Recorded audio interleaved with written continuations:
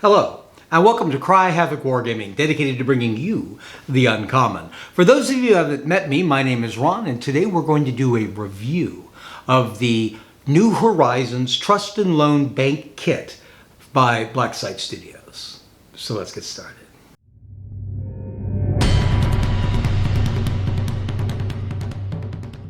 This is the Blacksite New Horizon Trust and Loan Bank.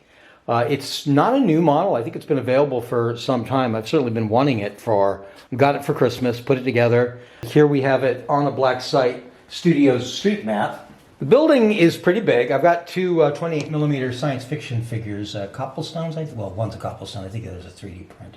But this building is what? 14.5 inches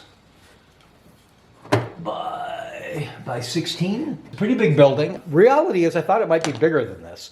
I'm glad it wasn't, because it would be hard to actually use it if it was much bigger than this in the storage. In fact, I like the size of the model a lot. I feel like it's big enough to feel like what it is, but it's not overly large and taking up too much table space. It's a somewhat complicated model. It's one of the more complicated Blacksite models I've built, and Blacksites, because of the pre-painting, they're often more complicated than normal models would be. And it's being an older one of the building, it's one of the double wall construction, so it's really sturdy because every wall has an internal and exterior. The roof, of course, comes off. I should mention that there's two pieces of plexiglass. This isn't glued on right now because I have to get some glue that won't fog up the plexiglass. With that in mind, I might as well take it off. But see, it's a sort of blue tinted plexiglass for a skylight. In a similar fashion, there is a piece like that right in here over the entranceway. A number of windows are all just cut open. They're not accessible that way. There's some minor roof detailing. There's actually a whole other air conditioning unit. I decided not to use it, but I could have. I may put it on another building.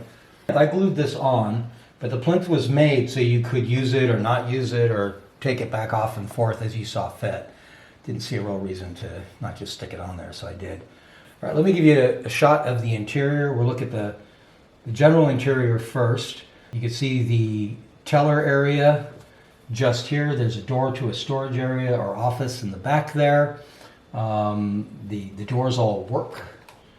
There's sort of an alcove here or entranceway with a security door going out. There is a safe, and the safe, I don't know if you can make it out in the images, but it's got cardboard on the walls to represent safe security boxes, which I think is a really nice, classy feature.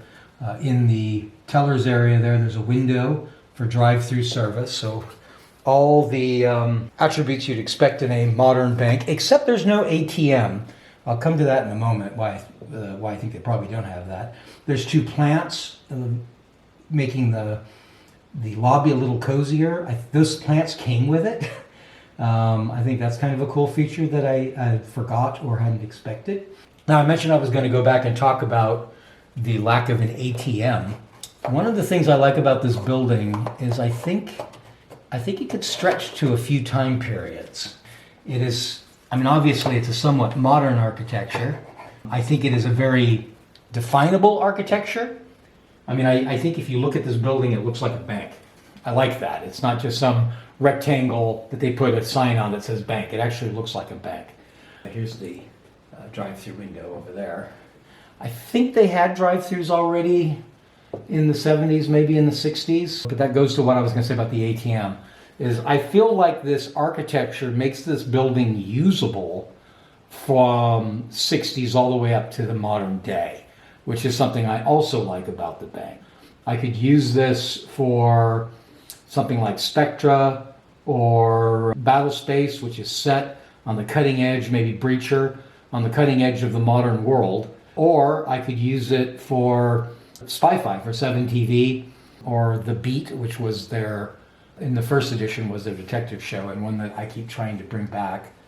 Maybe even Geezers. I don't think it is, while it's not stereotypical of what you might think of a British bank in London or something, I think it could be in the suburbs or outskirts in Britain just fine.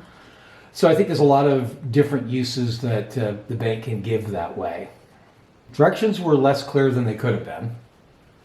And some parts of the model, I'll see if I can zoom in on this damage here on the side.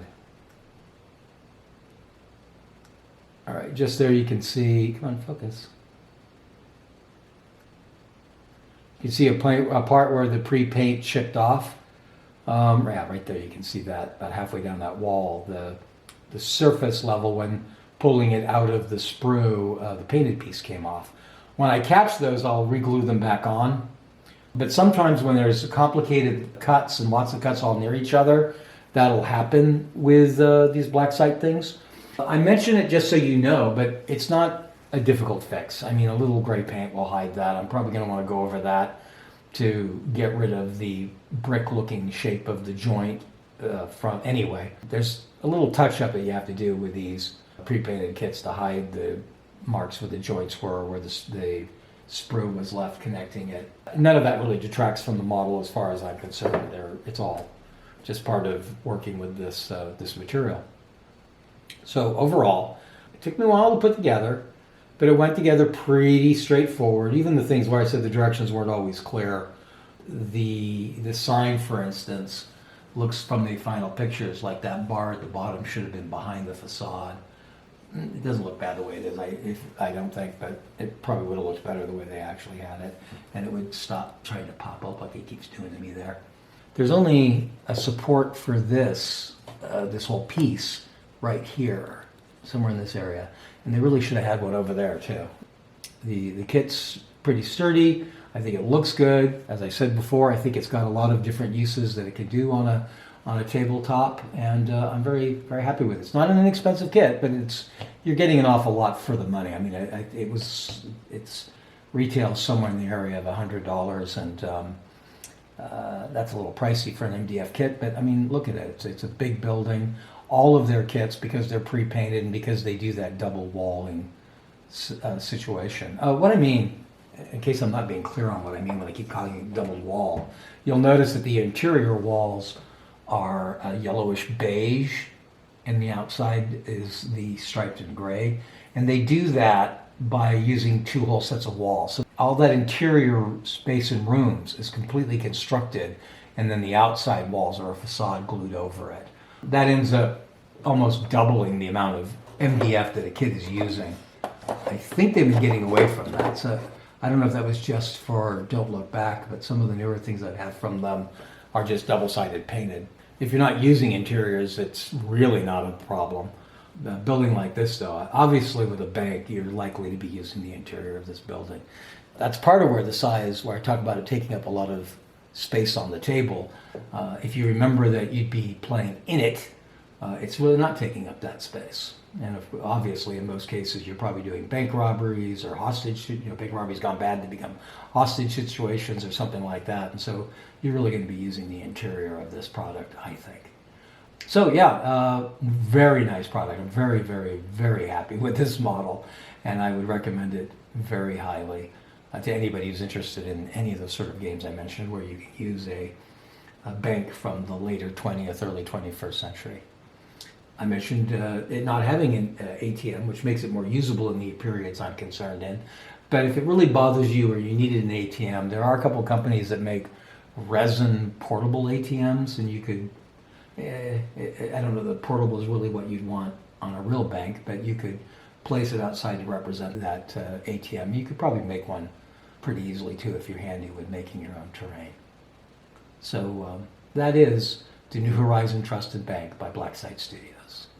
So if any of you have that kit and have had experience with that kit or other Black Site Studio products you'd like to share with us, please do that in the comment section down below. Also, if you have ideas for further content you'd like to see us produce here on Cry Havoc Wargaming, we look at the comment section for those as well. If you've enjoyed this video, I hope you'll hit like, and if you'd like to receive more notifications for videos like this one that might help you determine how to better spend your money or time in your tabletop wargaming hobby, then I hope you'll hit subscribe and ring our notification bell. Till next time, cheers.